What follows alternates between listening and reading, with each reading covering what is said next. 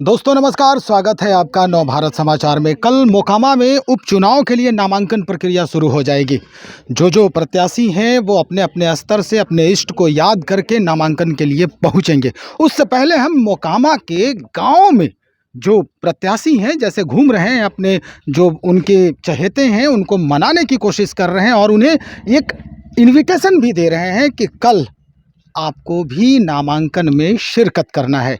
आज इसी क्रम में ढूंढते ढूंढते हम पहुंचे हैं और ललन सिंह जी हमारे साथ हैं। इनसे हम जानते हैं कि आखिर आज आप इतने समय में, शाम के समय में भी आप परेशानी में हैं, घूम रहे हैं, इसकी मूल वजह क्या है? अचानक से आप इसकी मूल वजह है कि हमको कहीं चुनाव लड़ने का कोई पहले से अंदेशा नहीं था। नहीं था। अचानक से मेरे माता दुर्गा विजयादशमी के दिन माता दुर्गा का आशीर्वाद के रूप में, माननीय प्रधानमंत्री नरेंद्र मोदी जी का आशीर्वाद के रूप में, अमित शाह जी का आशीर्वाद के रूप में, हमारी धर्मपत्नी सोनम देवी को ये मौका मिला है। ये मौका मोकामा के लोगों के सर्वे के द्वारा सभी जगह से पता करने के बाद उन्होंने मोकामा के लोगों को मिला ये टिकट। सोनम देवी मात्र एक प्रतीक है, मोकामा के लोगों का प्रतीक है, भाजपा का प्रतीक है। और आज बहुत कम समय में मैं ज़्यादा से ज़्यादा लोगों को ये जानकारी देना चाह रहा हूं कि मेरा नॉमिनेशन है 14 तारीख को।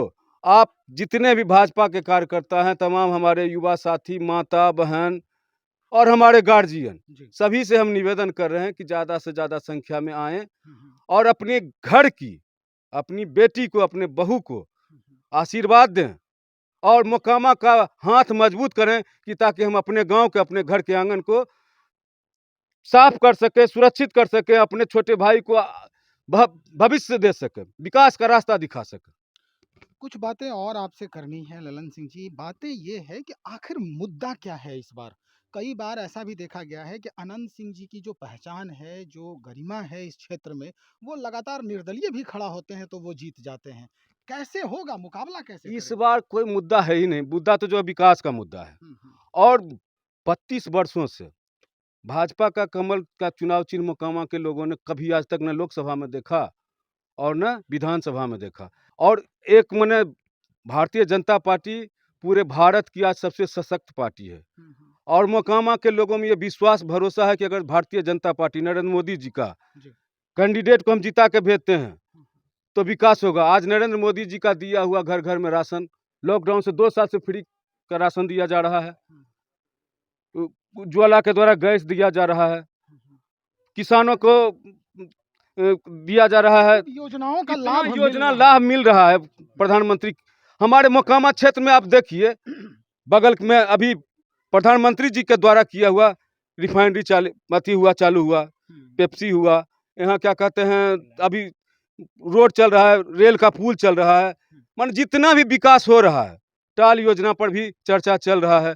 यानी कुल मिला के ये कहना चाहते हैं कि बीजेपी के आने के बाद, सरकार बनने के बाद मोकामा क्षेत्र में जो भी विकास हुए योजना चल रहा है, केंद्र सरकार के द्वारा चलाया हुआ योजना चल रहा है, राज्य सरकार के तरफ से तो जी, तो मोकामा के लोगों को यही एहसास कराने आए हैं कि आप प्रधानमंत्री जी को भिक्षा के रूप में, आपके अगर जो क्षेत्र में काम कर रहे हैं, कुछ किए हैं, तो उनको भिक्षा के रूप में उनके द्वारा दिए गए प्रत्याशी को आप हाथ मजबूत कीजिए।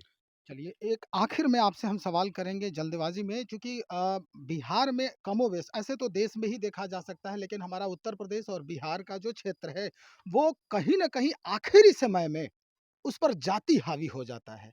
और इस बार दोनों जो कैंडिडेट हैं जो मुस्तैदी से लड़ रहे हैं मोकामा से, दोनों एक ही कास्ट के हैं। तो मोकामा से लोगों को ये भी तो देखना होगा कि 32 साल में मोकामा ने को क्या खोया और क्या पाया। मोकामा के जनता को तो परेशानी होगी, फिर क्या परेशानी होगा? जाति विकास मैंने देखेगा ना, हमारे क्षेत्र में 32 सालों से जाति समीकरण में या जिस समीकरण में बंद करके, और जाति समीकरण कहते हैं बीजेपी के कंधे पर ही, जो अगला जो उम्मीदवार जीत रहा था तक बीजेपी के कंधे पर सवार था, भाजपा के कंधे पर सवार था। और इस बार भाजपा का डायरेक्ट सिंबल माता दुर्गा के आशीर्वाद से हमारे पास आया है। आने वाले दिनों में लक्ष्मी जी का पूजा है, छठ पूजा है और दैविक कृपा है, मोकामा का लोगों का आशीर्वाद जरूर मिलेगा और हम मोकामा का विकास करके दिखाएंगे। कल के लिए क्या तैयारी है? कल के लिए जनता तैयार जनता से हम बस कह रहे हैं कि ज़्यादा से ज़्यादा संख्या में आशीर्वाद देने के लिए आए। और जो भी तैयारी है जनता द्वारा किया जा रहा है, हमारे द्वारा चलिए, कुछ भी नहीं किया जा रहा बहुत है। शुक्रिया आपका ललन सिंह जी।